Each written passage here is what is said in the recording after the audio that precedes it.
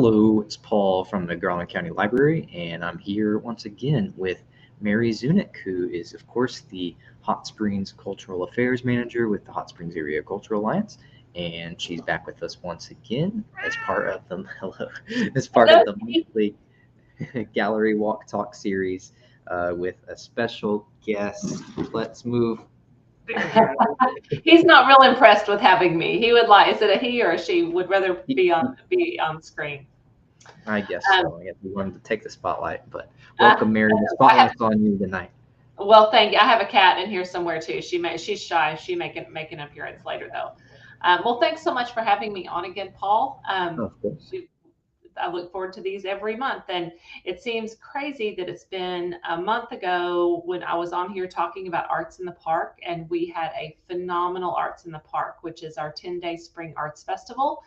Our opening weekend, we had over 8,000, close to 9,000 people come through in the 2 days, not to mention all of the folks who were down at the Greenway Trail for art moves. And but don't be upset. For all of you who did not make it to that event, you can still enjoy some parts of Arts in the Park with the Art Moves exhibit down along the Hot Springs Creek Greenway Trail. The Disfarmer exhibit is still up in the Convention Center in the main concourse, and will be up for the rest of the summer. Art Moves will be up all year. We had a mural celebration last Wednesday, which was that work began during Arts in the Park. New mural at Watkins Park. There's new murals going up at Central Theater. So lots of art has happened over the past month, but I'm here tonight to talk about Gallery Walk and to have a great chat with Hot Springs artist Diana Garrison. But before I introduce Diana, I want to share with you the scoop on what's happening during Gallery Walk. Now, Gallery Walk is the Hot Springs tradition that has taken place every Friday, every first Friday of the month in the evening. Galleries stay open late, and it's a great time to go meet artists or meet featured artists, check out new exhibits that go up, and to bump into lots of friends and neighbors who are out doing the same thing. Really, downtown Hot Springs is the place to be on the first Friday night of every month. And this month, day after tomorrow, June 3rd, even better because there's tub races that will be the next day. Lots of fun stuff going on this weekend. But so let's dive into what's happening at Gallery Walk. And Paul, if I could share my screen. It is ready. Just let me know when you have your slides up. There we go. All right. Here's my first slide. That's a little sneak peek of who we're going to chat with tonight in her beautiful chair that was part of our Adirondack chair auction, show and auction that kicked off Arts in the Park. Okay, we're going to dive right in. I'm just going to pretend our first stop on Friday night would be at the Warehouse. Now, the Warehouse is located down on Broadway across from the fire station. And so Friday night at the Warehouse, you can catch all kinds of artists and some wonderful music. That's kind of a party, a happening spot and a party place during Gallery Walk. If you Pleasantly Blue will perform live, but lots of local artists kind of come in. It's like a little mini arts fair on Gallery Walk night.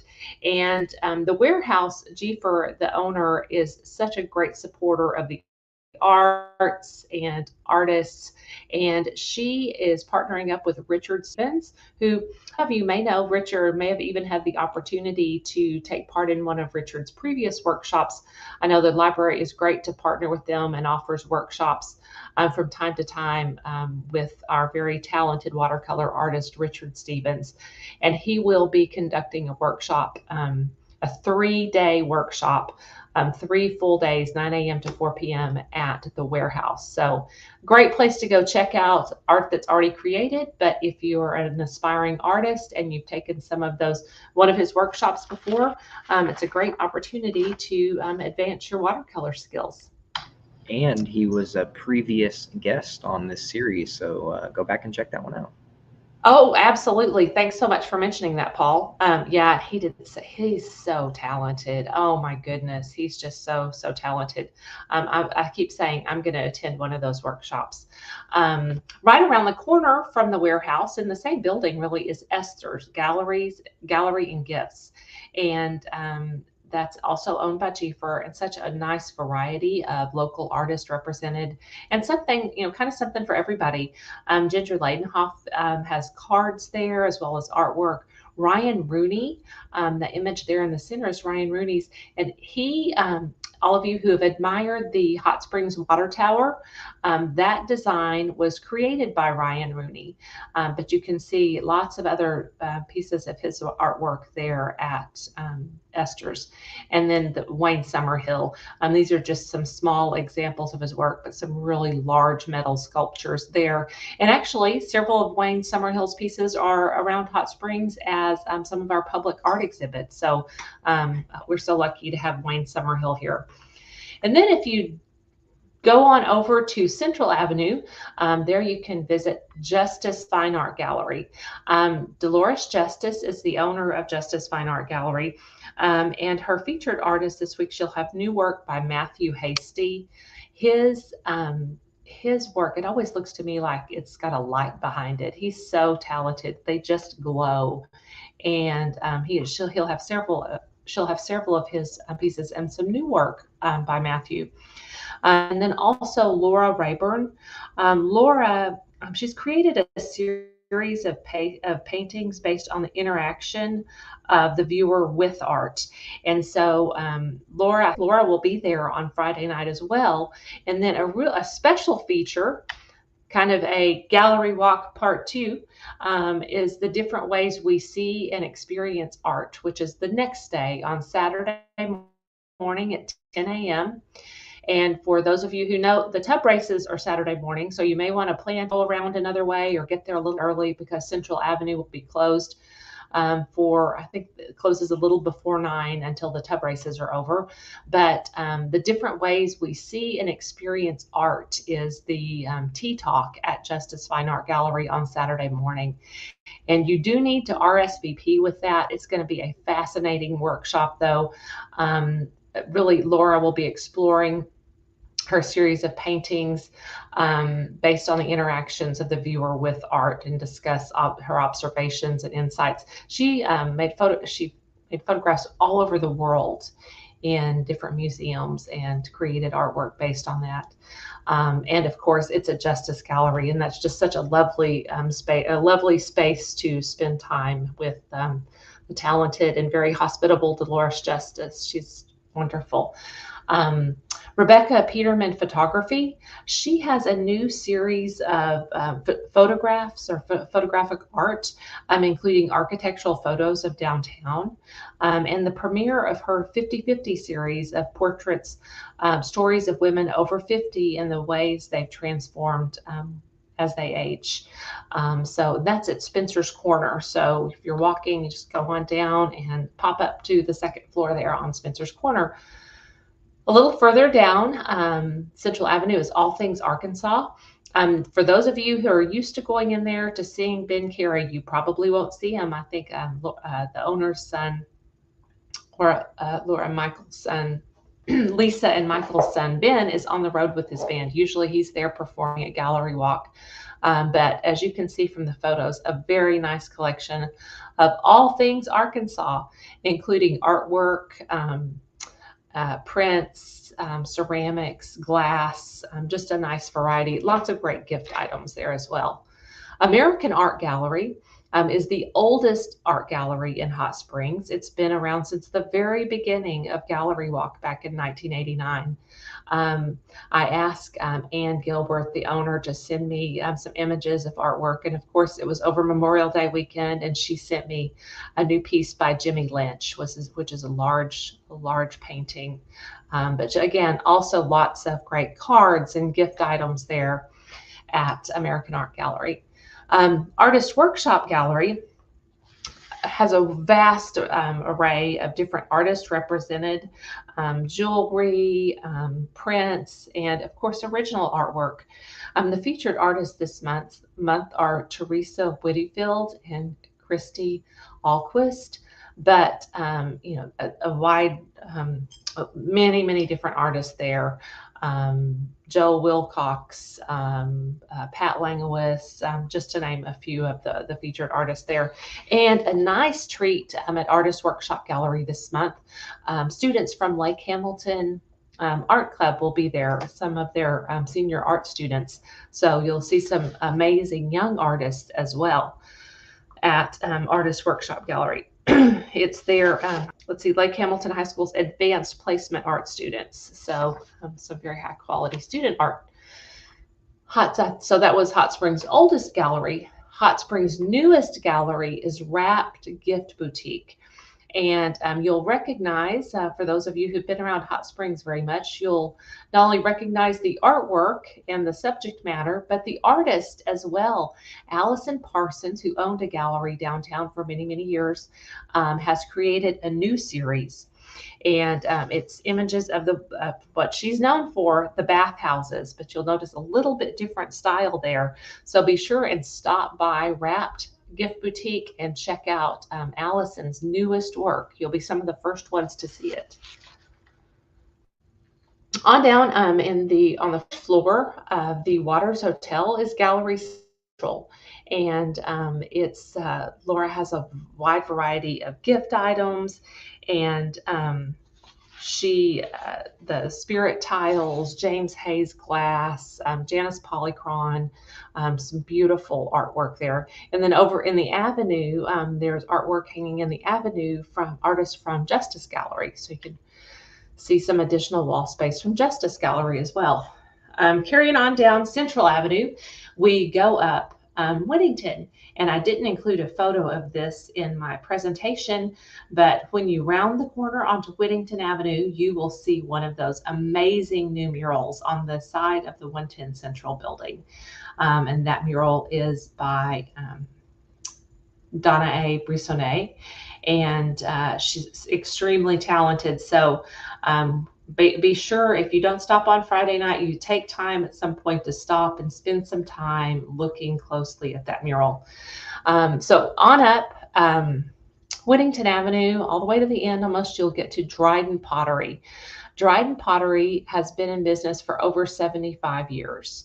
And a very special recognition took place last week for the second generation of artists from Dryden Pottery, Kimbo Dryden. He was honored as an Arkansas Living Treasure. That's only designated once per year, and honoring his his long-standing family tradition, but his incredible talent and all that he has. He's taught so many people, and a lifetime of creating beautiful pottery. So Zach Dryden will be there. He's usually got the pottery wheel going. He's the third generation potter, and they also have work by Little Rock artist Guy Bell. And you can see the image there on the right. Beautiful cloud photos. Probably some other artwork too, but I think his clouds are so beautiful. While you're in Dryden Pottery, in the parking lot there, you can stop into the Circle Gallery at Emergent Arts. The exhibit this month is inspired by Pride Month. Emergent Arts has asked members of the LGBTQ+ community of Hot Springs to submit photographic portraits of themselves.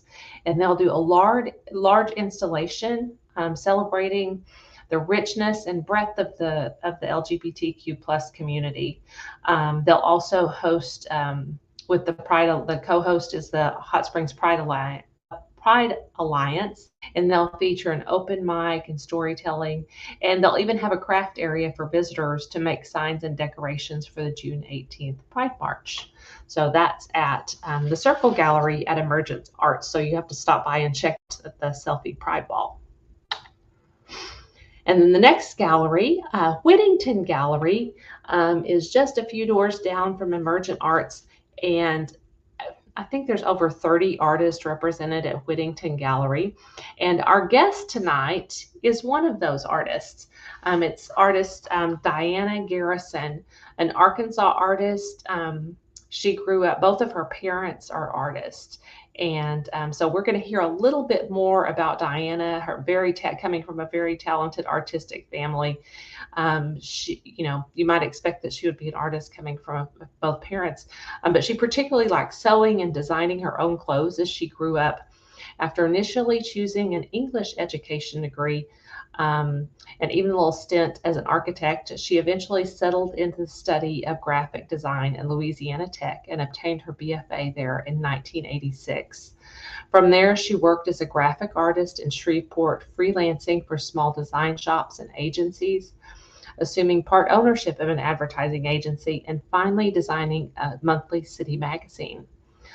Although she enjoyed her time and experience as in the commercial arts field, the tight deadlines and time spent away from her young children prompted her to make a change in her professional path. And in one busy semester, she completed courses for an alternative teaching certificate and has been teaching K through 12 students for the past 19 years. She recently completed her 9th year with Virtual Arkansas, where she teaches public school students from across the state from her home office. She's recently one of the Virtual Arkansas finalists for Teacher of the Year. Diana's Hot Springs office and studio combo offers a view of nearby Lake Hamilton, where the surrounding natural beauty is her inspiration. Diana's current passions are printmaking and pattern design. She and her artist husband, Daniel Cassidy, work both collaboratively and separately, each providing encouragement and support as needed. They live with their 3 cats who offer no support or encouragement whatsoever. Paul can agree with me on that one. He's got a cat there too. So before we bring Diana on, we're going to visit Diana's home studio. So let's take a peek here at where we will meet Diana. Here we go. This was recorded a few years ago. Oh, whoops, sorry.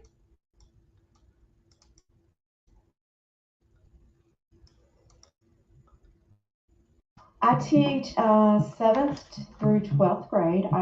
This year I have art courses for 7th and 8th graders, and I teach art appreciation to high school students.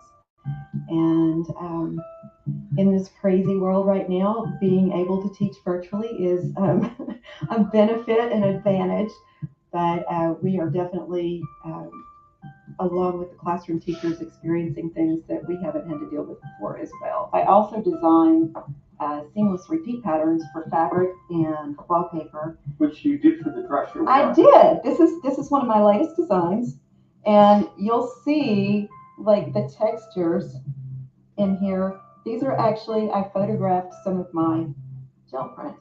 I can't remember if this is the exact one I used, but I can adjust the color a little bit. Who makes the fabric? This is a print-on-demand site, Redbubble, where you can buy t-shirts and pillows. I've got all kinds of products on there with lots of different patterns and designs. Some fabric, you can buy pillows. My phone case is one of my patterns. If I've got a chunk of time, and sometimes that's not possible as a teacher, especially at the beginning of the school year, I want to get in here and just play with these colors and these shapes and the textures, and that's a really good outlet for me. If it's the end of the day, I don't have a chunk of time, I still have some grading to do later, I might pull out my iPad and do some design work then, so I can just sit and have it in my lap and I don't have to make a mess like I do here with this. Tell me about these over here, if you don't know what These are block prints. The traditional media is linoleum, and I have used it before, but there's also a material called soft cut that is super easy to carve. It's like carving butter, and it's such a relaxing process. It's a block that's kind of flexible, and you use carving tools in it. So what this is, like you'll see this one here, on the block, I carved away everything that was going to have the white paper showing through. And then you ink it up, kind of like I did the gel press, only it's firmer. and press the paper onto it to get the impression. With these down here, it's the same process, but I went in, like on this one, I have some colored pencil added in with that. I like to print on like old book pages and vary the backgrounds up a little bit. Some of them have some extra like markers, opaque markers on top of them. So these are all just greeting cards that I did, a couple of small pieces. Excellent. It's really cool getting to know the students through the virtual, seeing them in Zoom and interacting with them that way. And a lot of emails taking place, and it's fun. And it's fun to see the artwork.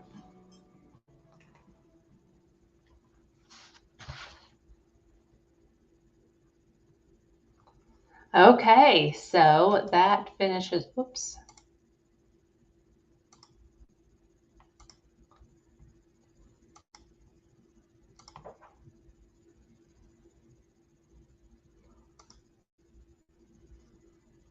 We still have you, Mary. Okay. I don't know how. Do you still have me? Can you see me? Yes, I can see you. I can hear you. Okay, I can't see you. I don't. Oh, there you are. Okay.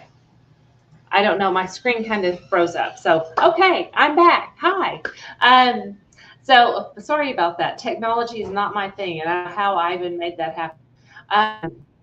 But thank you so much for your patience. And now let's welcome the very, very talented and lovely Diana Garrison. Hi, Mary. Hi, Paul, too. It's good to be here. Thank you for having me.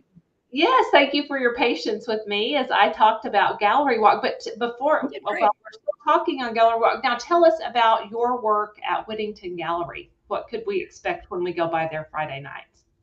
Mostly I have my my monoprints that I create with a gel plate printing process. And I'm going to be showing you quite a bit of that this evening, but that's mostly what I have there. There are some of the that you saw in the video, the relief prints. I have a little bit of that there as well. And yeah, printmaking is my thing. At that gallery? How long have you been at Whittington Gallery? Probably about a year and a half-ish, give or take. Okay. Okay. Yeah. Well, Yeah. wonderful. I always love seeing your work when I go in there. Thank you. You have beautiful prints and cards, and just talk about one of a kind. So can you tell us a little bit about your history? I read your bio there, of course, and but how did you end up in Hot Springs as an artist in Hot Springs?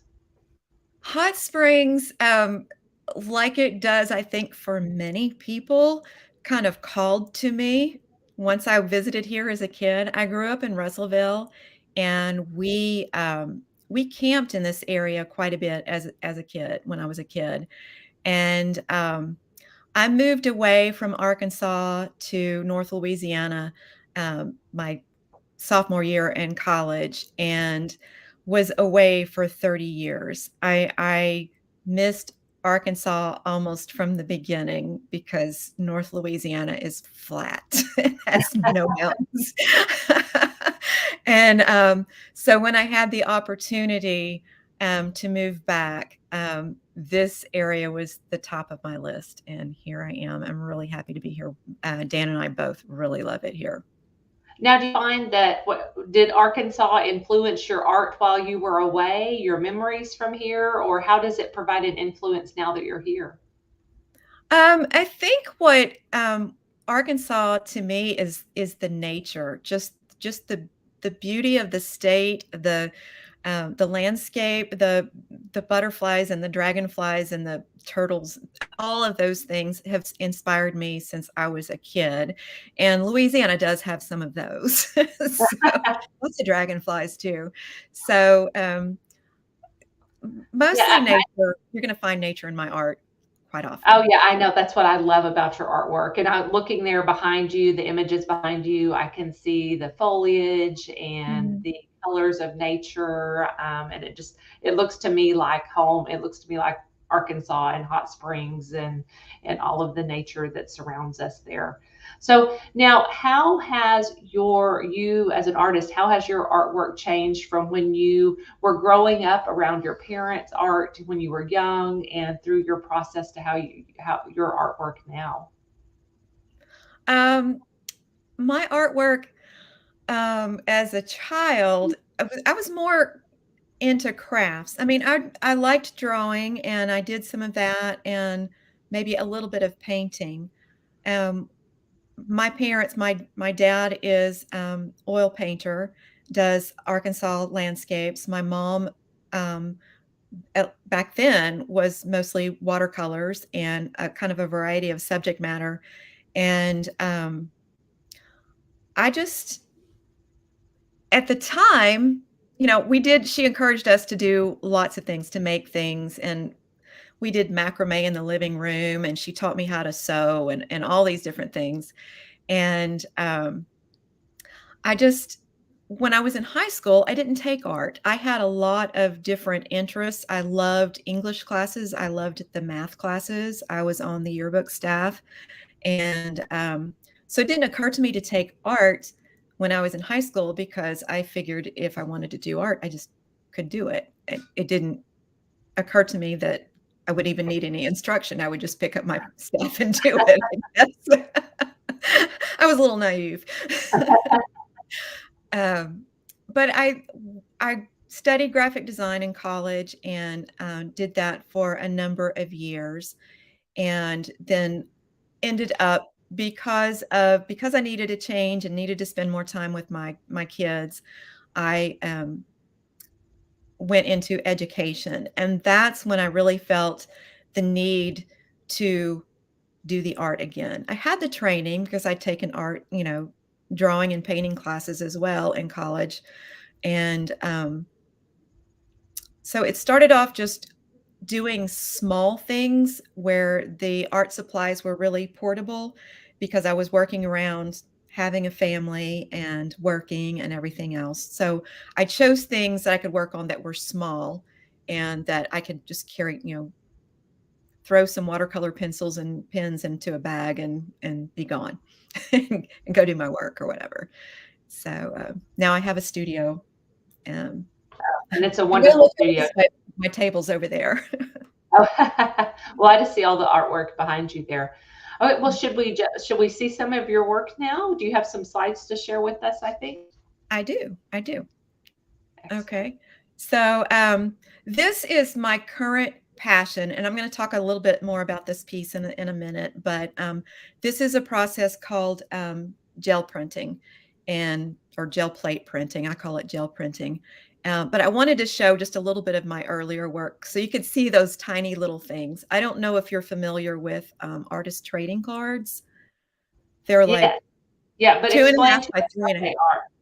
Yeah. And I discovered eBay and Etsy about this time. So I was creating these little bitty pieces of art, and again, nature inspired. You're going to see a lot of dragonflies, but this was kind of the style I was working in back then. I was inking up the drawings first, and then using watercolor pencils to color them in.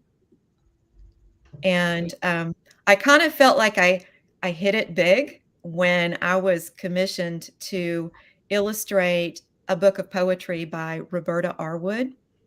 Her very dear friend had the resources to have this book printed and published, and hiring me to do the illustrations and everything. These are a few of the illustrations that are in that book. I came across a used copy on Amazon not too long ago, so there are still a few floating out there. Now, when did you do this? How long ago has this? This was, it was about a little over 12 years ago when the book was printed.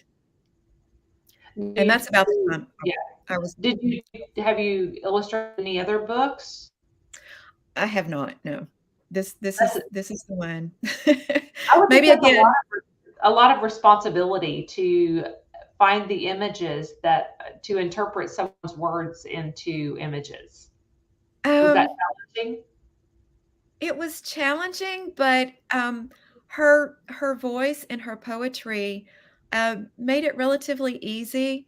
She was elderly. It happened that the book had only been printed for 2 or 3 months, something like that, and she died shortly thereafter.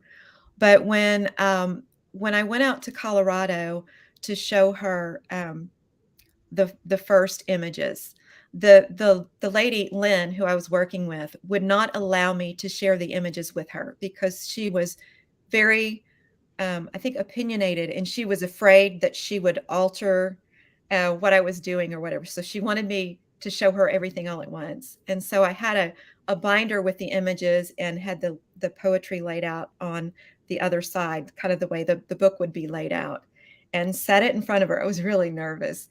And she flipped through. It took her several minutes, and she just said, "You've nailed it. You've nailed every single one of them." And I was almost in tears. Oh, And she was too. I found out later that this woman rarely cries. So, well, and I would think that would be so much more difficult even than a commission. When someone commissions you to do a piece of artwork, to not only be the commission, but to interpret it as well. I don't know. I guess it kind of seems that way from the outside. Doing commission work too for what somebody else wants, this came a little easier. It took time because I was in between, working around my teaching job and my kids, and I had a major life change in the middle of that, which slowed progress down, but it got done. And yeah, it's something I'm really proud of. Now, what's the book called? That Let Living Be. Let Living Be My Song. She was an opera singer and traveled all around the world singing, and she wrote poetry all throughout her life.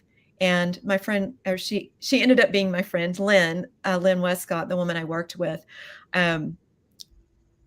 gathered these up and decided as a gift to her, she was going to have a book published. And Roberta thought it was going to be like something from Kinko's, or FedEx or whatever it is now. It was a full-blown hardcover book that was printed in Shreveport. What a lovely tribute. It was really nice. Okay, and next one. This is one I did as for a mural competition in Shreveport. Didn't make it, but one that I really like. Just it's whimsical. Beautiful. Yeah, I love color. And my color. You do murals as well? I mean, because I've seen your smaller work, but do you do? No, I have yet to do a mural. This was a competition. I would have done one had this won, but it didn't win the competition. But well, we need to find you a wall. This is beautiful. Oh yeah, I would still love to do this in big scale. I think it would be awesome. It's lovely. Thank you. I did a series of, I love birds and I love bugs, not spiders so much, but I love bugs. So I had Miss Priss here, and the very stylized fireflies are, giving her the spotlight that she deserves, apparently. And this is another from the series, Duet Before Dinner, where they are singing together, and then you have to wonder about what's for dinner.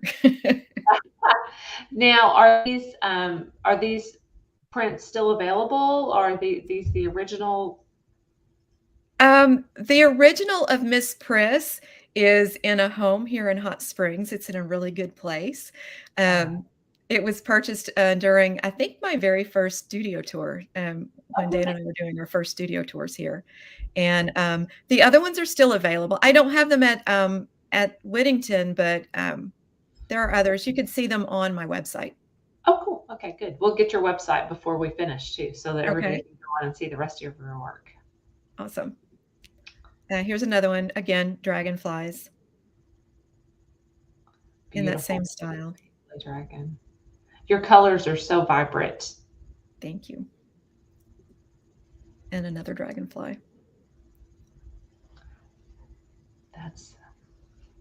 Oh, I recognize this one. Right. This was a series. I did four of these with goldfish. This is with watercolor and colored pencil. And Mary owns one out of this series. I do. It was a birthday present or something. I think so. My Mother's Day, they're very close to each other. So nice. and I always get art. Art from Hot Springs artists is the perfect gift anytime. It's a perfect gift for me, but it's the perfect. We have so many talented artists here in Hot We Springs. do. Yes, and I think that was purchased for me at when we came for your studio tour. Mm-hmm. Mm-hmm. Diana, that you and your husband both opening studio every year for studio tours. That's just such a wonderful gift to the community to allow us in to see where the creativity happens. It's a lot of fun. We enjoy it. I look forward to it every year. And Dan is a masterful oil painter, and he inspired me to get my oil paints out at one point. I haven't done much, but this is one of the very first ones I did outside of college. And now this is now talk a little bit about you did this in the studio tour video. Is that this one is one that you can order online and have it on fabric, can't you? This one, yeah, I've got it on Redbubble. It could be put on, let's see, what do I have it on? Like greeting cards. You can order framed prints and things like that. I'm possibly on a t-shirt. Yeah, I think it's on a t-shirt. Yeah, I think you get this. I was on there looking the other day, which is such a neat way to purchase art, something that you can wear. Right, right. So that brings us into relief printing. You saw some of that in the video. This is our cat Bug. This is called Garden Bug, and she is actually quite popular, or at least my most popular piece on Redbubble. I sell lots of stickers with this of her image on it, and I make all of like. And it's either 28 or 32 cents each time I sell one. It's kind of a running joke around our house. Bug, you sold a sticker today. You get to eat again tomorrow. So then I had to do Elmo as well. Oh my goodness. Elmo. Elmo's got attitude. Yeah, he does have attitude, and this captures him pretty well. I still need to do Elvis, but one of these days I'll do Elvis in a print. And what is your style too? The colors of your others are so vibrant, and then the black and white from the cat's. But I see this one with color too. Yeah, I really love just strictly black and white, and then I love full blown color too. It's kind of it's either one or the other sometimes for me. This is one where I was combining the relief printing with collage. The background behind the bird is actually an old book page. It was a shorthand tutorial book, and I really loved those marks. So the image was printed in black ink on the book page, and then it was hand colored. The inside the bird and the leaves, those were hand colored with colored pencils, and then added to collage with just printed papers. So I was doing a lot of that. Made a lot of cards. What size is that one? What size? I think it's like a 6x6-ish. Okay. I didn't put the size on that one. Yeah, that one's I think it's 6x6. Now on the ones that are collage, do you do prints of those as well, or just the original? Yeah, you can go to Redbubble to get those on Redbubble too. I think I have those on there. I did a lot of cards. I would print them I would print it directly onto a blank card and then sit in front of the TV with my colored pencils and color them in. I still have some of these left. I've got a couple at Whittington right now, and I still have a little box tucked back that aren't colored yet that I pull out every once in a while That's just beautiful. Now, is that watercolor and color pencil on these? No, the black is printed with ink. Right. From a carved plate, and then it's colored pencil. Oh wow, the shading even in the background is color pencil. Mm-hmm. Oh Diana, that's amazing. Oh, thanks. I like playing. I kind of go through spurts with my media and what I like to do. I like to change it up. I think I've stuck with gel printing probably the longest, and so I'm getting into that now. A gel plate. I've got one here. In case anyone's wondering, yes, tell us what that is, please. It's like it's a gelatin plate, really. You can make one out of gelatin and glycerin, but it's a lot easier to go down to the store and buy one. But they're reusable.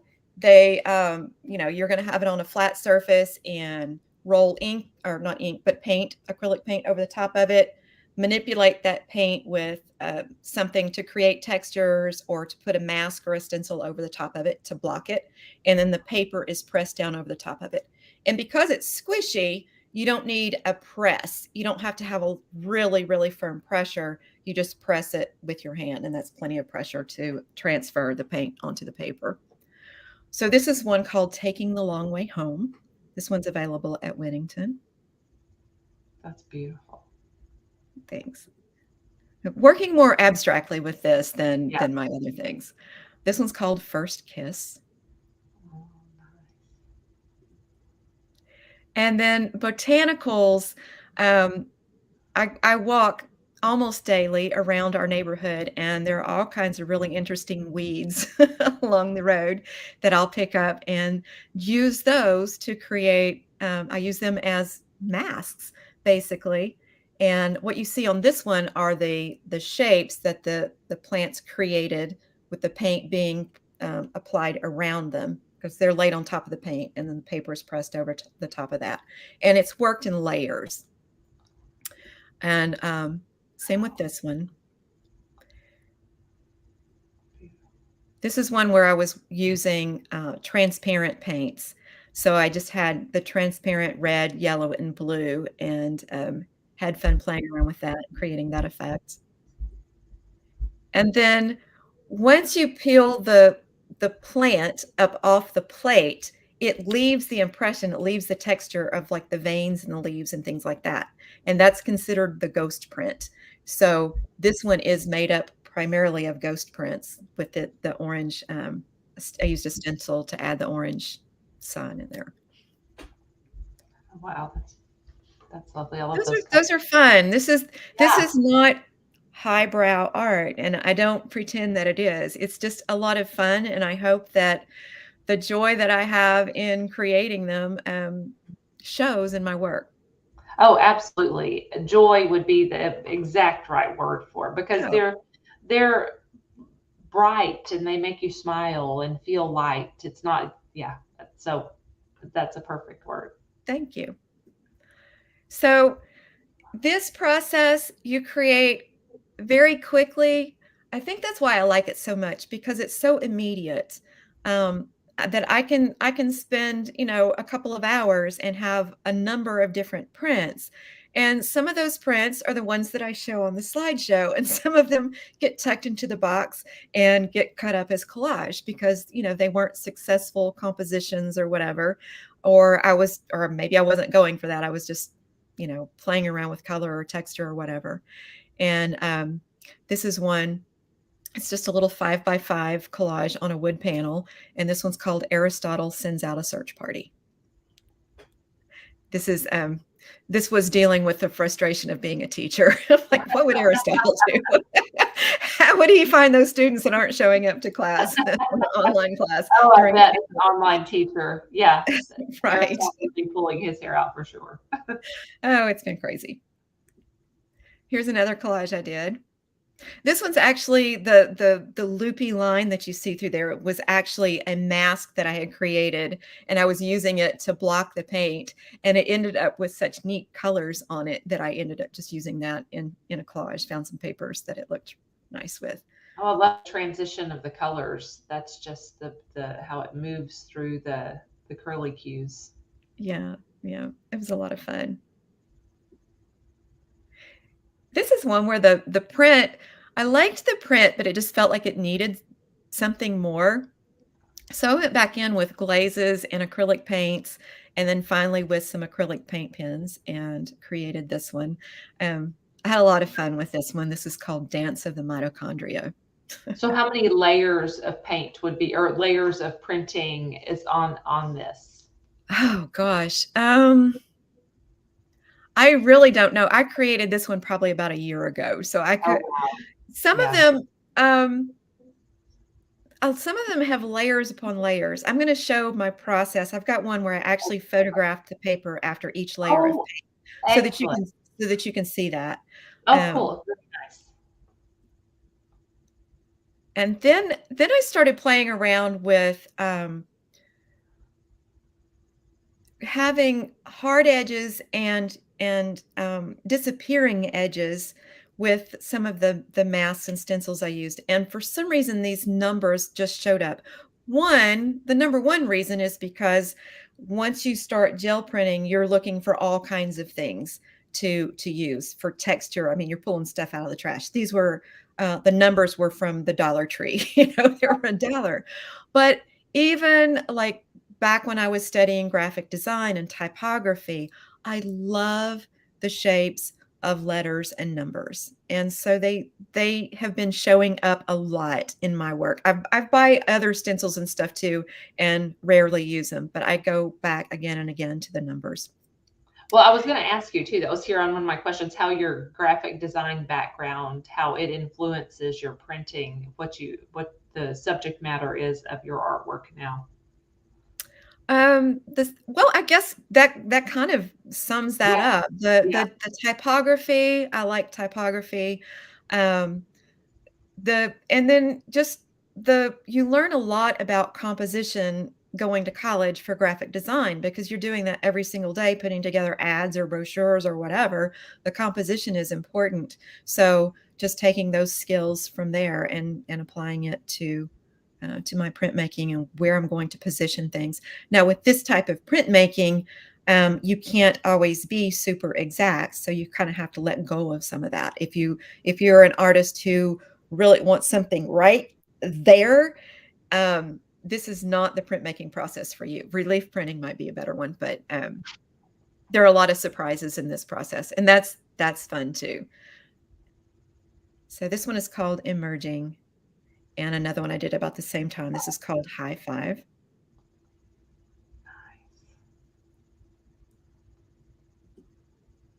This one is Alien Queen.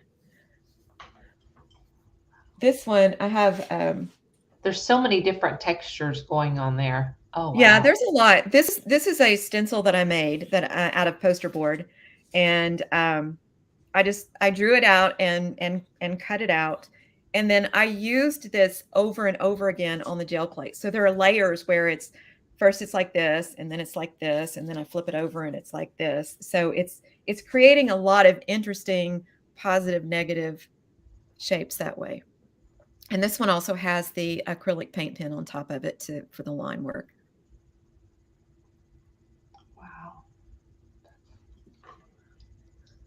And once I started doing that, playing around with the fuzzy edges of the paint and letting some edges be crisp and other edges be like fading away, I started developing this kind of a technique that has been pretty successful.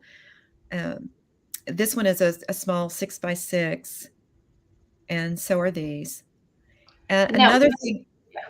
No, I was going to say, when you're painting, or when you're creating these, are you creating them with an audience in mind, or just creating what you like? I ultimately, I guess, do this to make myself happy, and hopefully somebody out there is going to like it too. I don't really think about who my audience is going to be. My audience tends to be women who are about the same age I am. That's just kind of the stuff that I do. But another thing I was doing about this time that I started doing, and I still do, because I'm still learning and growing as an artist. Dan was doing some acrylic painting, and so he had quite a few tubes of acrylic paint that once I learned this process, I took them out of his studio and brought them into mine. And I realized that I was using orange and purple and yellow over and over and over again because I love those colors. And so I thought I need to start using some of the other colors that I don't normally use. So I randomly select colors. I wrote them all down on the names of the colors on little wooden tiles, and I'll draw them out of a cup. Okay, 3 colors. And you learn a lot that way about color. You can make just about any 3 colors work together you're mixing them. The secret is doing a little bit of mixing. Like if you've got turquoise and red, mix a little bit of red into that turquoise and a little bit of turquoise into that red, and they harmonize and they play well together. And also playing around with the value, adding whites in there to create lighter values, and sometimes a gray or a black or something to create darker ones when I need it. What a fun creative process to draw the names. That's it works. And I even, like my last workshop that I did, I had 5 students and I said, okay, I'm not going to force you to do this, but if you want to try the random color challenge, and I had 4 of them do it, and they were like, yeah, I wouldn't normally use these colors, but it's kind of cool. So you learn different color properties and how some are transparent, some are opaque, some are in between. And I've really learned a lot about color that way. Very cool. And now when you do workshops, are they printing workshops like this? What type of workshops do you typically do? Right. The gel printing workshops, I start with the basic techniques, and we'll cover some of that, making the colors work, and using the masks and stencils and different things to add texture. The botanicals, I usually have people bring freshly picked leaves and things from their yard when they come in, and we start with that. That's kind of one of the easier techniques to learn. And I'll be having some at continuing education classes at National Park College in the fall, and I'm kind of having a focus for each one of those. There'll be 3 different ones, one with a focus on botanicals, one with a focus on masks and stencils and making your own, and the other one using more advanced techniques, some image transfers and different things that you can do. Possibilities are endless with a gel plate, what you can do with it. And now, are those classes like an entire semester? No, they're going to be just like 3-hour come play. And then, I mean, you could sign up for all 3 if you wanted to. This is kind of a test for me to figure out how many extra classes I can teach outside of my regular 40-hour teaching, and how much is too much, how much is too much stress, and how much is fun. And so I'm starting there. And if I feel like I can do more than the spring, I'll be doing more, and possibly even extending it into an extended course where you come like 4 times in a month or something like that. So and how different to be teaching in person, because you do so much of your instruction on a computer screen with kids, and then you transition over to teaching adults in person. That's quite a contrast. That must be to do. How does that kind of does that balance you out, or? It does. Teaching adults, I like teaching adults. Sometimes I'm a little bit hesitant because I feel like I'm interfering with their process, but I think overall I do pretty well. This was my 2nd workshop that I did about a week and a half ago with adults. The kids, they're just like, I teach 7th and 8th grade art, and they're just in awe that you can draw. Like, how do you do that? I'm like, I've had lots of practice, guys. What age group or what group of students is more willing to put themselves out there and try something new and just go all in? From online teaching, I would say probably the 7th and 8th graders to a degree. In high school, online, we tend in the art courses to get students who are put in that course because they have to have a fine arts credit when maybe they'd rather be doing music or something. So it can be a little difficult, but so in that respect, I think the middle schoolers are more likely to just jump in and do something. Yeah, play and experiment and see what they can do. High schoolers, they get to a point where they're too cool to do certain things. And now I would think they like art. I would think most of your adults want to try something new and kind of put themselves out. That's why they signed up. They're paying money to come to come do the workshop. So they obviously want to learn and they want to be there. So that's nice. I'm not saying that all my students are like that, my online students. Oh yeah. We do get some that just like, I don't know why they put me in here, and Let's make the best of it. Let's do what we can. So then I went to a 12 by 14 gel plate. Once I got going with this, I like, okay, I'm going bigger. And when I get a chance, I'm going to get the big 16 by 20. Oh, wow. I don't know. That's going to be, you have to scale up. So that one's going to be fun and a learning experience too. So this one, this is one I was actually doing my random color challenge. I actually chose 5 colors just for a challenge, and just since I was working on 12 by 14, working larger. And coincidentally, there was a call for artists from the R.W. Norton Gallery, which is a museum in Shreveport, a very like world-class museum. Oh, it's an incredible museum. I've been there before. I highly encourage anybody who's going to Shreveport to go to that museum. It's amazing. Right. It's awesome. They have every spring a Bloom exhibit where they do a call to artists, and I thought, this fits.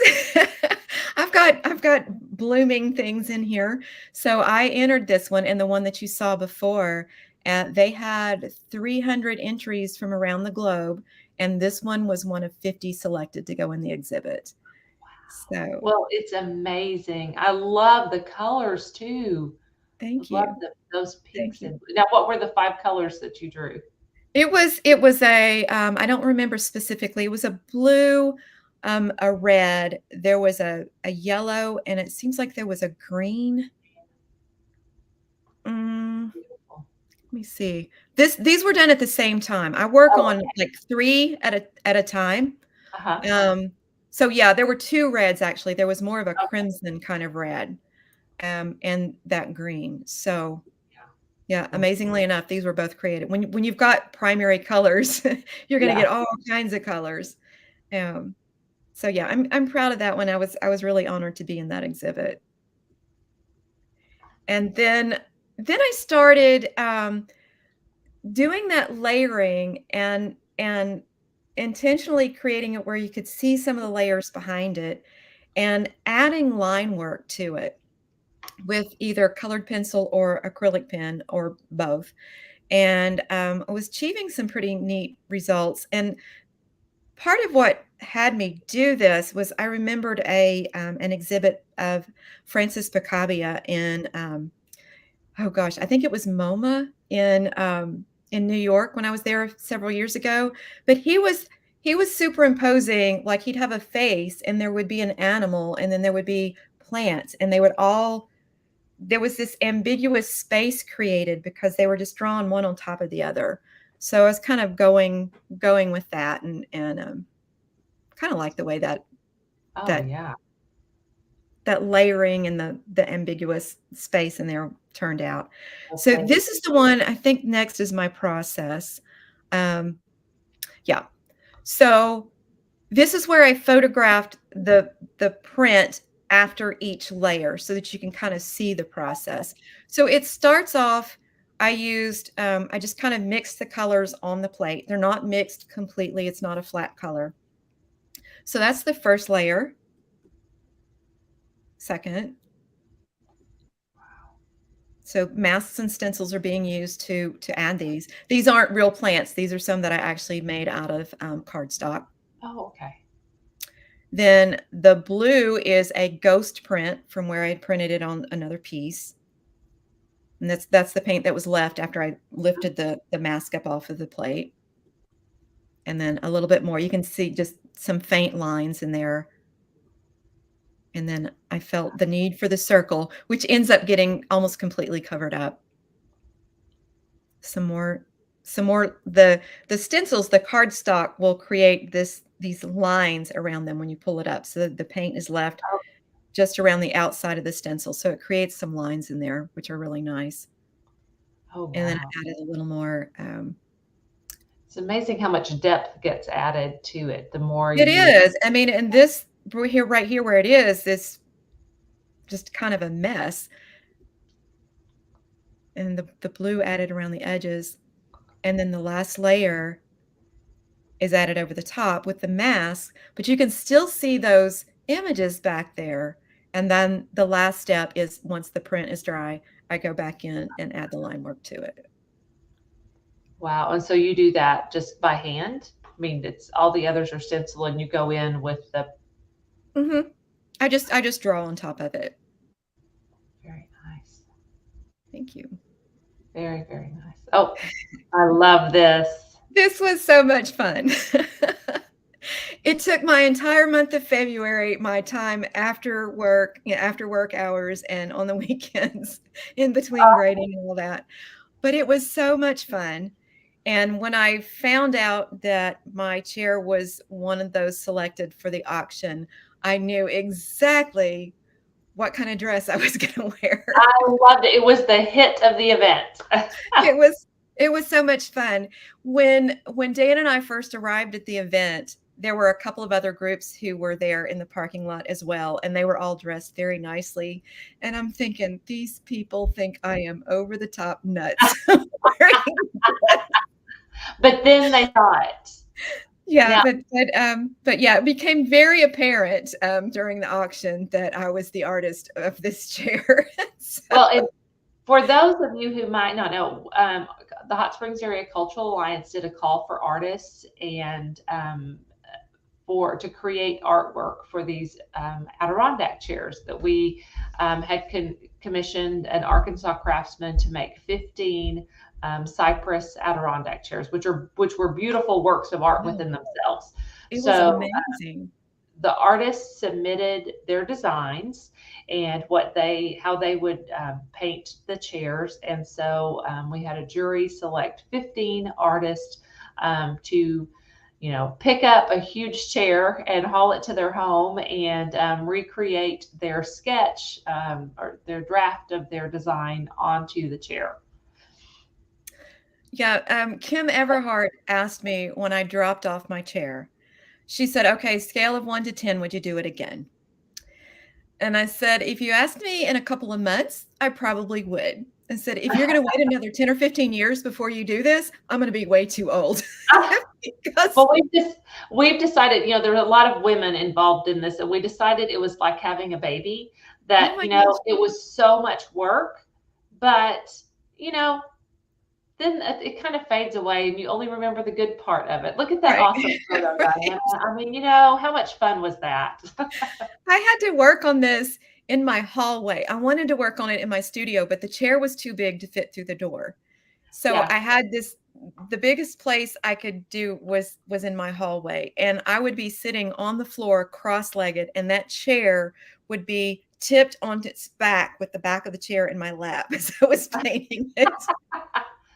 I was so sore. I needed a massage so badly after all that was just said. People who were hauling all 15 of those chairs around were that they feel your pain, but not painting it pain. But it was quite a project. I think we will not do a project like that for many, many years. They will be much smaller. Okay. But it was a fun project, and I was really proud of that, and proud to be involved in that, and proud to be selected. Well, so thank you for being part of it. It was a great fundraiser for the organization, and I know the compensation you received as an artist was not nearly enough, but thank you so much for supporting the project and being part of it. I was happy to. I was happy that it raised some money for the arts. It really was. Okay, so yeah, the dress. I had a lot of questions. I had a lot of people say, did you have the dress and then you designed the chair? Which came first? That was the main question. Which came first? And it's actually, when I did the design for the chair, I did it on an app on my iPad. I did it digitally. So I had all of the flowers and everything drawn out. And so I just took that and put it into the Redbubble template for that dress. And you'll see here, although it's not the same dress, it's just an A-line dress that I can put anything on there that I want. But these are some of the items that you can get in my Redbubble shop. And what I did, now I was doing seamless repeat patterns before I started the gel printing. But once I did the gel printing, I went, wait, actually the one you see on the tote bag, the birds, That was actually inspired by, here, this piece back here. Uh-huh. It may be a little too small, but so 2 years ago, I took an art teacher's professional development that all teachers have to do in the summer, but I took one for art teachers because why wouldn't you? The first day was gel printing. So we had all of these prints. We were playing around and colors and textures and all kinds of stuff. And then the second day, she taught collage. And so that was the collage piece that I did. And I thought, wait a minute, this would work so well to incorporate it into the seamless repeat patterns. So the birds that you see, the lizards you see on that dress, those all have gel prints or just photographs or scans of them actually incorporated into the shapes. They make great socks too, because I've ordered socks before with Diana's art. So that right, was fun. socks with lizards on them, yes. Yeah, so that's fun. And then I also have some work on Spoonflower. This is a website that sells fabric by the yard, and they also sell home decor and wallpaper. So what a great way to share your artwork in other mediums, because we don't, we have so many talented local artists, but not as many textile artists where you create wearable artwork, so this is a wonderful kind of merging the two. Right. And I don't have to sew. I used to love to sew as a kid. Now, not so much. So I'd rather have somebody else do the sewing. Yeah. And then the last thing I have is my workshops. I had one a year ago at Whittington. The picture on the left is from then. The photo in the middle, this is studio tours just last month. I had, at one point, I think I had 4 people printing at one time, and I wasn't one of them. And there were other people standing around watching. I had 8 or 9 people in my studio, and this is basically a bedroom. And so that was a lot of fun. And then the one on the picture on the right is from my most recent workshop. And the little girl, she was at she came with her mom to studio tours, and she had a blast. So I do workshops at Whittington. As I said before, at National Park College, I will have some in the fall. And then this summer, while I'm not working, I'm going to be working on putting together an online course showing my gel printing technique, the layering and everything, and hope to have that available soon on my website. Oh, thank you so much, Diana. And it's wonderful that, I mean, as a teacher, that not only do you create your artwork, but that you help other people tap into their own creativity. Mm-hmm. It's a lot of fun. These women you see in the middle, they were having so much fun. So yeah, if you're interested, bring a friend with you. Yeah. You don't have to be an artist to enjoy it. You don't have to know how to draw. I mean, you can use plants.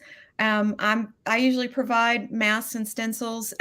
With the course at National Park College, I'm planning on showing students how to make those and how to make just simple stamps out of adhesive back foam and things like that.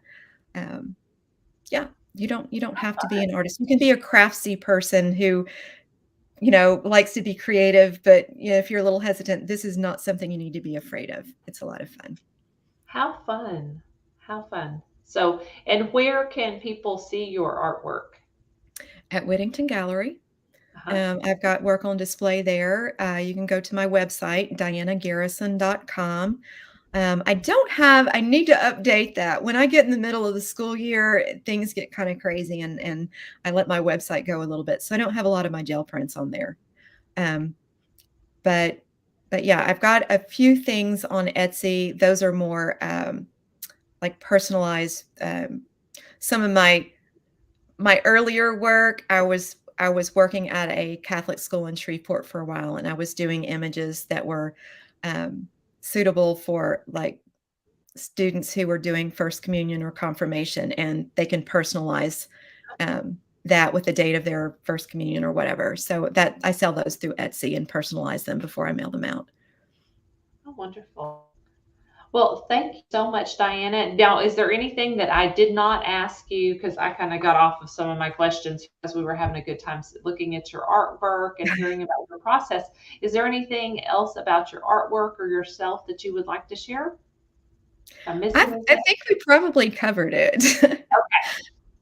Well, it was fascinating, and it's so nice that you shared the process with us. 'Cause I think we haven't had that happen very often, where Me we too. see how the different layers, and it's so interesting to see your process in creating it, and it makes it feel accessible. I mean, I know mine would not look like yours, but just to see your process is kind of encouraging and makes it seem not so daunting. Maybe that maybe I'll try a workshop sometime.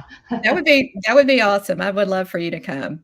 But thank you and Paul for all you do to support artists, because that is such an amazing thing to have the support as an artist that Hot Springs offers. You don't get that everywhere. It's really nice. Well, thanks. And we appreciate you being on here and sharing it. Do we have any questions, Paul? Were there any viewer questions or comments or? Let's see Um, here. these programs are so interesting because sometimes we have quite a few people on, but it's a beautiful evening. So we may have a lot more viewers that catch up with us in the coming days than we're on here this evening. So that's how it's always works out. That's exactly right. And we thank everyone for watching this episode and every past episode and every future episode. If you enjoyed this artist talk or you tuned in late, it is available for repeat viewings or sharing with anyone else who you think might enjoy learning about Diana and her work.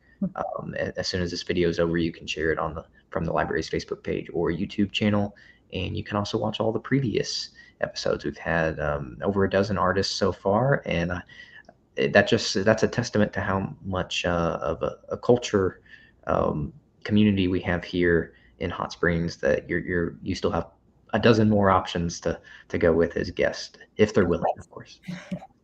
Well, and we just thank you for being on here and for supporting this and all of the arts in Hot Springs. I mean, we have some fun, funky art tomorrow, music tomorrow night. We have Gallery Walk. We have the event the day after Gallery Walk at Justice Gallery, and workshops coming up, and then Diana's workshops later this summer, and we have music festival coming up. The beginning of June. So just so many opportunities. Hot Springs is just such a wonderful arts community. So thank you for supporting all of that, Paul at the library. I don't know where Brian came from. You must look Who's Brian? Yeah, Brian. Paul. Thanks, Paul. And we really appreciate it. And thank you for this show and for all that you do to help us celebrate the arts. And right back at you, and then some, of course.